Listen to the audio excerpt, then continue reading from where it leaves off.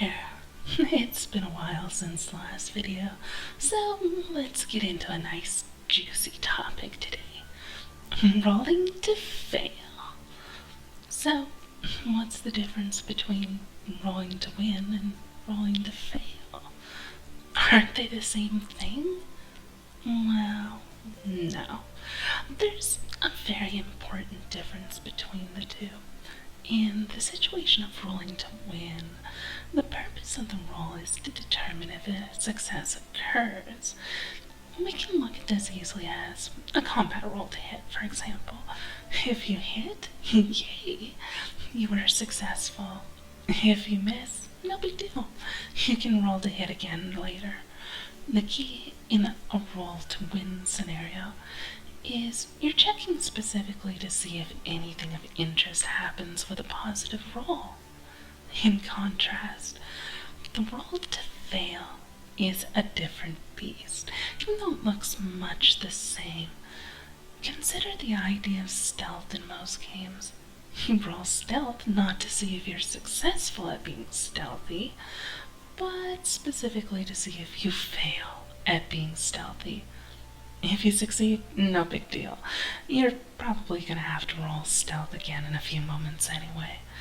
The failure on a roll is what's really being checked for in these cases, because more rolls is not a good thing. If you get 5 attempts to hit a target, that's great. It means you get 5 chances to win.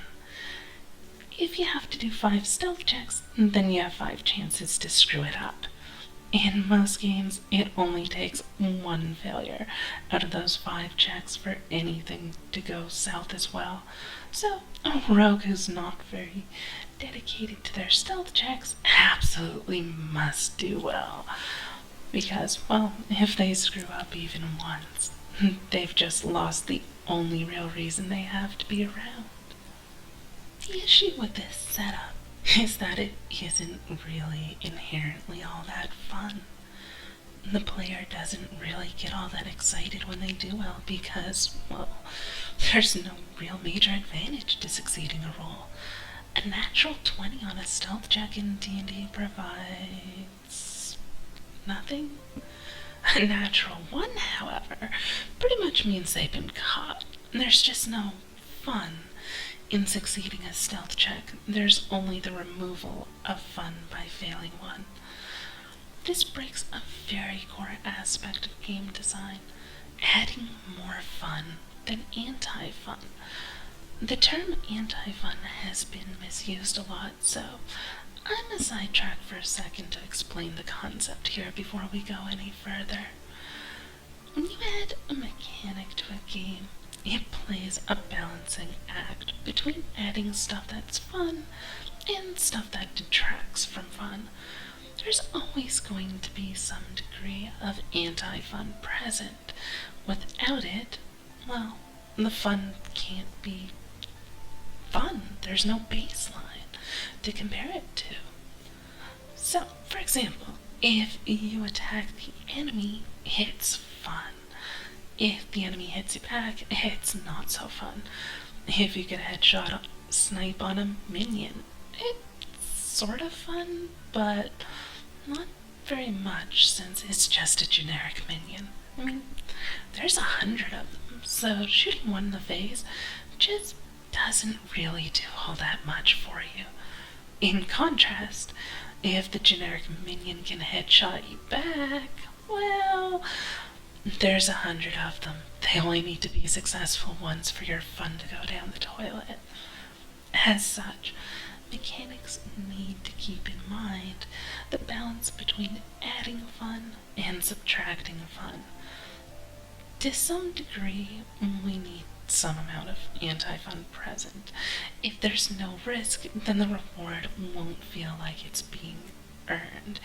If there's no challenge, there's no glory in overcoming that non-existent challenge.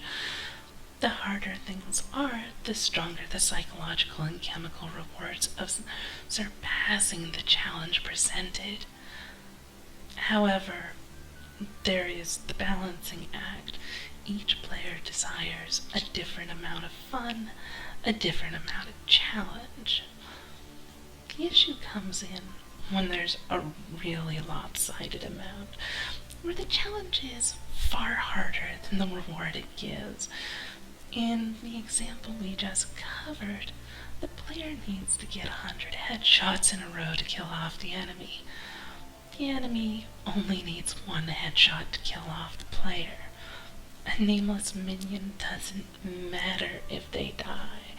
The GM can create another one in 5 seconds flat. But the player character has taken months of dedicated investment. This major discrepancy means that allowing headshots to go both ways isn't much fun, since it detracts more fun from the player than they can ever gain in return. Another example of fun can come from Tom Cadwell's anti-patterns list, specifically his description of Antifun for MOBA-style games. A very strong mana burn effect strips an enemy of all their mana so they can't cast spells anymore. For the player getting mana burned, it sucks! They just lost all their choices. The player can no longer really interact with the game in a fun way anymore, because all they have left is auto-attack and run away. In contrast, the player causing the mana burn only gets a minimal increase in fun. They still have the same choices they had before, and yeah, it was fun to hurt their enemy, but it's only a little fun in comparison to the huge hit the enemy took. So what does minimizing anti-fun look like? Well, we stick to the MOBA example from Cadwell. We see the idea of a skill shot to be highly fun. This skill shot is a projectile which travels in a straight line. There's interaction from both players here. The player gets to try to hit an enemy and gains fun if they land their shot, leads it properly, and so on. The enemy, conversely, has fun in that they can avoid the attack while it's in transit. They can lure their opponent into firing in the wrong location, and generally the benefit is that they don't necessarily get hit. There's some fun loss if the defender gets hit, obviously, but this is largely mitigated by the fact that the defender could have avoided it. So the frustration isn't at the spell as much as it is at their own skill being inadequate to have avoided the hit. So how does all this tie back into role-playing game design and rolling to fail? For our rogue who's trying to sneak past some guards, the fun in succeeding is minimal. The player doesn't get many options to interact with the game. They only succeed in the stealth check, or they fail. The entirety of their options are to stealth or not to stealth. It's not even really a question, just a roll of the dice. If the rogue fails the stealth roll, however, well, what little resemblance of a choice and the interaction with the game disappears. You can't simply choose to not be caught. Or can you? There are a few ways to go about handling this concept, one of which is the addition of luck skills. This is done with a fair number of games. A character may be able to intentionally re-roll one die that failed. This can help to a degree, but when a die roll has failed, it's not really all that much of a choice to re-roll it if you can. The answer is obvious that you're going to, so choosing to not be caught in this manner isn't really much of a choice on the player's part. Fortunately, there are other ways. How stealth is managed in Saorsa is a strong example of this. It's not even handled by a roll most of the time, but by the player's choice to employ the correct skill at the correct time. pausing to listen, counting the footsteps or seconds of a guard's patrol, trying to slip between two pillars in the open while the guard's back is turned, waiting for the right moment to blackjack the back of the guard's head. Each of these is a choice by the player, which directly affects how stealth operates. The concept here is that gameplay and fun is derived primarily from the player being able to make choices and how the character interacts with the world. By making stealth a series of skills used together, where the order of skills used and the choice of which skills are used is important, the player feels as though they have a strong degree of control over what happens. This is still, however, essentially rolling to fail by default, without additional mechanics to support such, even despite not rolling. Go figure. A failure would still mean getting caught in most games, but again, Saorsa handles things a little differently. See, the purpose of failure is as a penalty for doing things wrong. Failure is overused as a penalty, however, being globally applied when it really doesn't need to be. There are other penalties which can be applied, and the benefits which can be given for succeeding as well, other than just total success. In Saorsa, this is handled as a threat level rule, with 5 stages and an end cap on either end of the stages. If the player uses the wrong skill at the wrong time, or otherwise messes up, it doesn't guarantee failure. It only increases the threat level. So to begin with, our rogue starts at the midway point, or 3 threat out of 5. The GM can set this value higher or lower to adjust the difficulty pretty easily. Our rogue steps out into the open, catches a glimpse of the guard just turning around, and ducks back behind the pillar again. She doesn't progress, and the guard might have seen something out of the corner of his eye. So he's now more alert than before and looking for signs of trouble, which makes it harder to progress. The threat level is now at 4 out of 5, and the GM starts adding more complications that require more action on the player's part to overcome. The second time she screws up, the guard hears her running past because she went for speed instead of being quiet this time. The guard doesn't really know what he heard, but he's even more cautious now. And now, our rogue finds the guard's got his back to a wall and is specifically watching the door she wants to get through. He's now at threat 5 out of 5, and if she fails a third time, she's busted outright. And the alarm will be sounded.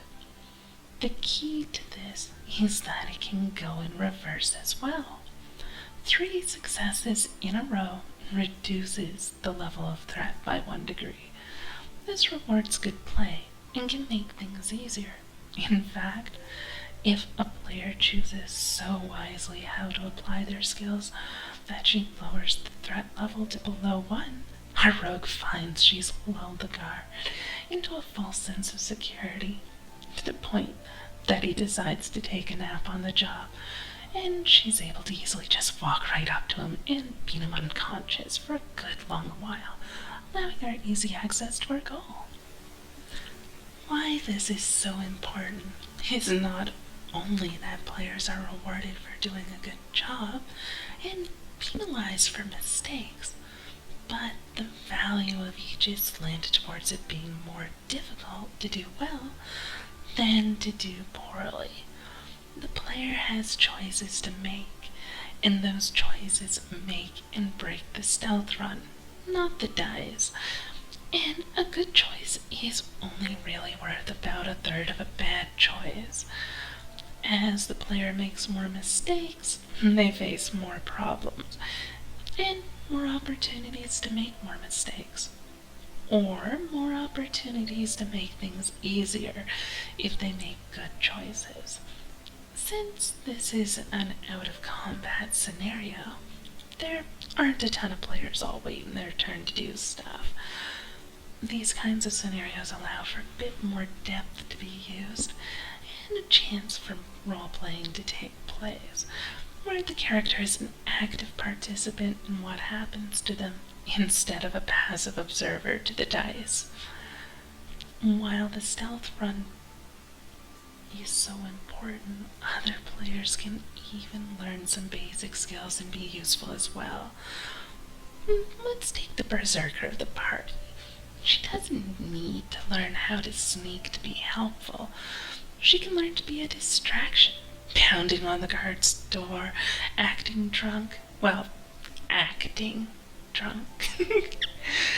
getting into an argument with him, this kind of stuff. In this case, the berserker directly helps her allied rogue and gives a success, granting a nod towards the 3 successes for a decrease in threat level.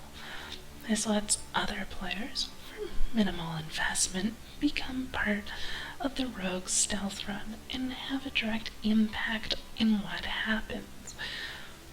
That this doesn't require a heavy investment in stealth skills is important. The stealthy character has the most options and is the best suited to being the one to actually sneak in. But the other characters aren't completely left dry and unable to do anything but watch. And so, we see how to convert a stealth system from being roll to fail to instead being a matter of roll to win. And we even remove the rolling part almost entirely in the process. It's the player's choices of how to use the skills they have that matters, rather than rolling to see if they use them successfully or not. All the players at the table are more engaged, more fun is had because of the stealth run than without it, and yet there's still the level of challenge and fear from screwing up, the potential for failure without it being one toss of the dice away.